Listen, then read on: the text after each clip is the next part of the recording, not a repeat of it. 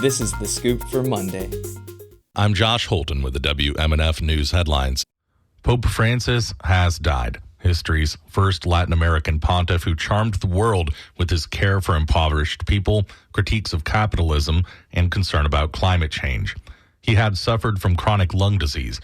Yesterday, on Easter Sunday, Pope Francis rode his Pope-mobile through St. Peter's Square, offering blessings. People with disabilities face greater risks as disasters strike. WMNF's Helen Lee reports on a film and panel discussion coming up highlighting how people with disabilities are impacted by natural disasters. On Earth Day, April 22nd, is the premiere of Invincible Impact, Disability on Climate Change's Frontline, a disaster documentary. Afterwards, there will be a panel discussion on disability and environmentalism. Experts will talk about how to better protect the community in critical situations.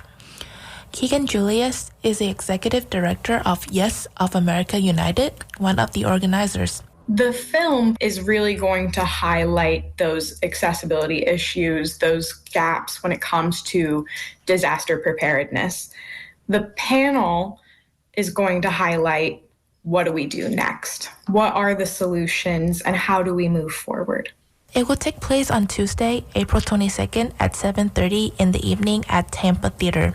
For WMNF News, I'm Helen Lee. This month, Michael Stevens took the reins as Tampa International Airport's fourth CEO in history. Now WMNF's Chris Young reports Stevens, former chief counsel for Hillsborough Area Regional Transit, is calling for local transit to and from the airport. The new CEO, Michael Stevens, fielded questions from members of the civic group Tampa Tiger Bay Club. One key topic, rail transportation from the airport into the city. It's something that Stevens says is needed. We're the 17th largest metropolitan statistical area. We have to look at how we connect this region. Road projects are great.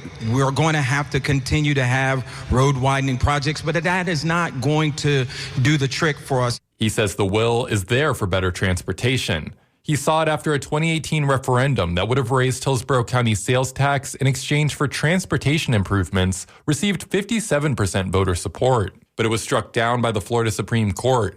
Now, Stevens says organizations must work together to make better transportation happen. It's never been a problem just for one entity. It's all of our problems, the voters, the business community, our political leadership.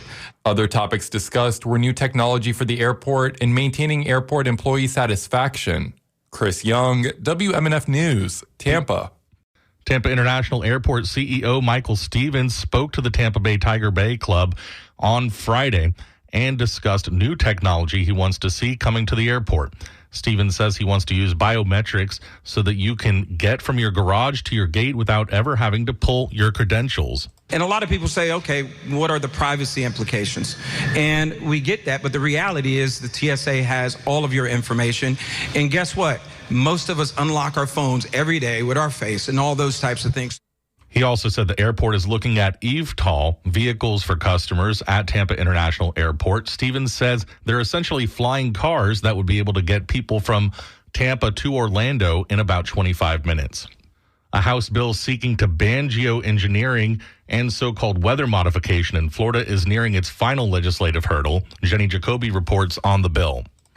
An anti-weather modification bill is getting closer to Ron DeSantis' desk for approval. The bill, which is now before the full House, would ban the release of any substance that could potentially impact weather, sunlight, or temperature. Violators may face a $100,000 fine and a misdemeanor charge. It would also require airports to file monthly reports to the Florida Department of Transportation on any aircraft capable of being equipped with geoengineering technology, which may include attached aerosol devices. While these practices are not new, a recent surge in related conspiracy theories and widespread misunderstanding has led several states to consider similar bans. The House companion version of the bill threatens even loftier consequences for violators, with a $200,000 fine and a third-degree felony charge. DeSantis has publicly expressed support for the Senate version of the bill. I'm Jenny Jacoby in Miami. Sunny skies today with highs around 90. Cloudy skies tonight with overnight lows in the upper 60s. Partly cloudy tomorrow with highs in the upper 80s. I'm Josh Holton with the WMNF News headlines. This is The Scoop, recorded at WMNF Tampa.